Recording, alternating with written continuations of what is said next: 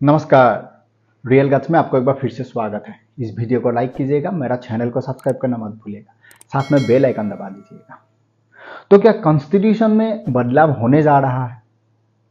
ये एक बड़ा सवाल आज का दिन में देश का सामने आया है, क्योंकि राहुल गांधी ने तो पहले ही कह दिया था कि मोदी जी जीतेगा तो कॉन्स्टिट्यूशन बदलेगा। लेकिन सुप्रीम कोर्ट में एक पीआईएल सबमिट किया गया है। हमारा देश का कॉन्स्टिट्यूशन में जो ये सेकुलर और सोशलिस्ट जो शब्द हैं जिनको जोड़ा गया था, हालांकि हमारा जो ओरिजिनल कॉन्स्टिट्यूशन है उसमें वो नहीं था। 1975 में जब इंदिरा गांधी ने इमरजेंसी लगाया था देश भर में, उसके बाद उन्होंने भारत का कॉन्स्टिट्यूशन में 42nd कॉन्स्टिट्यूशन अमेंडमेंट एक्ट 1976 में ये सेकुलर और सोशलिस्ट शब्द को जोड़ दिया गया। तो राज्यसभा का एमपी डॉक्टर सुब्रमण्यम स्वामी और विष्णु जैन दोनों ने सुप्रीम कोर्ट ऑफ इंडिया में पीआईएल सबमिट किया। सुप्रीम कोर्ट ने इसको एक्सेप्ट किया। साथ में सुप्रीम कोर्ट ने कहा इसका अपर सुनवाई हम जुलाई महीने में करेंगे। देखो, ये बड़ा ही दिलचस्प होगा और देखने लायक होगा, खास करके देश का जो युवा है। मैं इनको कहना चाहता हूँ, इस केस को फॉलो कीजिए। इसका ऊपर जो भी डिबेट होगा ना, इसको जरूर देखिए। इससे आपको मालूम पड़ेगा कि आज आपको जो ये गलत नैरेटिव बना के समझाया जा रहा है ना, कि देश में मोदी जी का तानाशाही है, ये देश तानाशाही का तरफ आगे बढ़ रहा है, ये सब का सब बकवास है। असली में इस देश में तानाशाही 1975 में जो इमरजेंसी लगाया था, जो इमरजेंसी आज तक देश भर में किसी को नहीं मालूम पड़ा क्यों लगाया गया था, किसका स्वार्थ के लिए, उससे देश का क्या फायदा हुआ, किसी को आज तक मालूम नहीं पड़ा, लेकिन लगाया गया था। जो असली तानाशाही था इंदिरा गांधी का, वो देश का काला कारनामा गांधी खानदान या कांग्रेस पार्टी जितना साल आगे पॉलिटिक्स में रहेगा कभी भी उसको साफ नहीं कर पाएगा। वो ऐसा पाप था जो ये लोग कभी उसको नहीं मिटा पाएगा। तो ये जो पेटिशन दाखिल किया गया है, वहां पर सुब्रमण्यम स्वामी ने वही कहा कि ये जो 42nd कॉन्स्टिट्यूशन अमेंडमेंट एक्ट है 1976 में किया गया था, दो शब्द को जोड़ने के लिए, सेकुलर और सोशलिस्ट, जहां पर देश भर में इमरजेंसी लगा दिया गया था, उसका अंदर ये कॉन्स्टिट्यूशन को अमेंडमेंट किया गया था।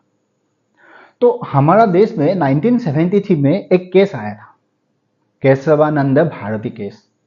आपको मालूम है कि नहीं है, मुझे नहीं मालूम, नहीं है तो मैं आपको बता देता हूं। आज तक हमारा देश का सुप्रीम कोर्ट में जितना केस आज तक सुनवाई हुआ है, उसमें से सबसे बड़ा केस केशवानंद भारती केस है। 13 जज ऑफ बेंच ने इस केस का सुनवाई किया था, और इसका जजमेंट जो आया था उसमें क्लियरली कहा गया था कि देश का जो कॉन्स्टिट्यूशन है, उसका जो बेसिक स्ट्रक्चर है, वहां पर कोई छेड़खानी ऐसे नहीं कर सकता है।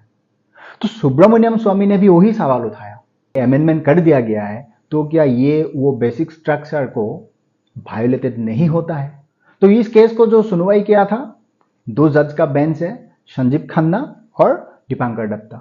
तो दीपांकर दत्ता जज साहब ने कहा कि ऐसे जो पिराम्बल होता है उसको बदला सकता है, अमेंडमेंट कर सकता है, लेकिन उसका जो प्रावधान जो पहले किया था, कौन सा डेट है, उसको मेंशन करना, उसके बाद सेंस करना विदाउट जो एडॉप्शन करने से पहले। एक्चुअली इसमें क्या है, मैं आपको ये बता देता हूं। तो ये जो दीपांकर दत्ता साहब है, इन्होंने जब ये बयान दिया था तो एग्जैक्टली सुब्रमण्यम स्वामी ने भी वही कहा कि जज साहब सवाल ही वही है, अगर इसका बदला जा सकता है, उसका तरीका है, तो इसको फॉलो किया कि नहीं किया गया वही देखना पड़ेगा। इसमें सुब्रमण्यम स्वामी का एक जो पॉइंट है, ये बहुत ही क्लियर कट पॉइंट है। उन्होंने क्लियरली कहा कि संविधान जिस टाइम पर बनाया गया था, उस टाइम पर ये दो शब्द इसीलिए नहीं जोड़ा गया था कि जो हमारा समाज है ना, हमारा समाज का जो जनता है, जो नागरिक है भारत का, उसके लिए ये सुइटेबल नहीं है। जो ऑलरेडी जिन्होंने कॉन्स्टिट्यूशन बनाया था, जिन्होंने लिखा था, उसने ये नहीं डाला, दैट मीन्स वो हमारा समाज के लिए एक्सेप्टेबल नहीं है। लेकिन ये जो इमरजेंसी लगा के इसको बदला गया था, क्यों बदला गया था, जिसका ऊपर आगे जो डिबेट होगा ना, ये देखने लायक होगा। क्योंकि यहां पर सवाल बेसिक वही आ जाता है। पहला सवाल ही आपको यह आएगा, क्या इंदिरा गांधी ने इमरजेंसी लगा के जो कॉन्स्टिट्यूशन का 42nd अमेंडमेंट किया था, उसमें क्या कैबिनेट जो मीटिंग है या कैबिनेट का उसमें कोई मीटिंग हुआ था या प्रस्ताव आया था? जवाब है नो। दूसरा सवाल फिर वही आएगा, क्या पार्लियामेंट सेशन चल रहा था? ये क्या अमेंडमेंट का जो बिल है पार्लियामेंट में प्रेजेंट किया गया था? होता है ना अक्सर कि आज का दिन में कोई भी आर्टिकल को बदलाव करने के लिए आप देखते होंगे पार्लियामेंट में बहस होता है, लोकसभा में, राज्यसभा में। उससे क्या होता है, सपोर्ट करने वाला और अगेंस्ट में बोलने वाला दोनों का जो जस्टिफिकेशन होता है, उससे काफी हद तक जनता को भी मालूम पड़ जाता है कि ये सही है, ये गलत है। वो एक बहुत बढ़िया प्रोसेस है। तो क्या ये फॉलो किया गया था? नहीं किया था। दैट मीन्स वोटिंग भी नहीं हुआ होगा। जब प्रोसेस ही फॉलो नहीं किया हुआ, वोटिंग भी नहीं हुआ, तो कैसे हुआ फिर? और थर्ड सवाल, बेसिक सवाल है ये अमेंडमेंट होने का बाद भी देश भर में 50% से भी ज़्यादा स्टेट्स ने इसका रेटिफाइड नहीं किया था। क्यों नहीं किया था? इसीलिए नहीं किया गया था, बदलाव करने का जो तरीका है उसको अप्लाई नहीं किया गया था। अब ये सवाल तो सुप्रीम कोर्ट में भी आएगा, इसीलिए मैंने वीडियो का शुरुआत में कहा था कि इसका जो डिबेट सुप्रीम कोर्ट में होगा ना, जरूर देखिएगा।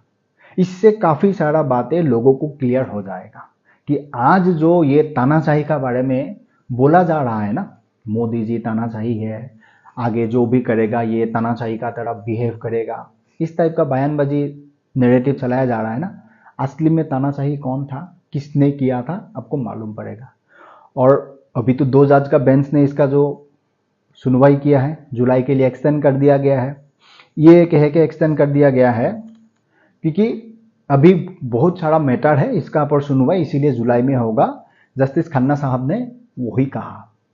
लेकिन मैं श्योर हूं कि ये केस जब जुलाई में सुनवाई होगा, उसमें chief justice of India DY Chandrachud साहब बिल्कुल वो जो बेंच होगा ना उसमें शामिल होगा। हो सकता है इसमें 5 जज का हो, 7 जज का हो, 9 जज का भी हो सकता है, होना भी चाहिए।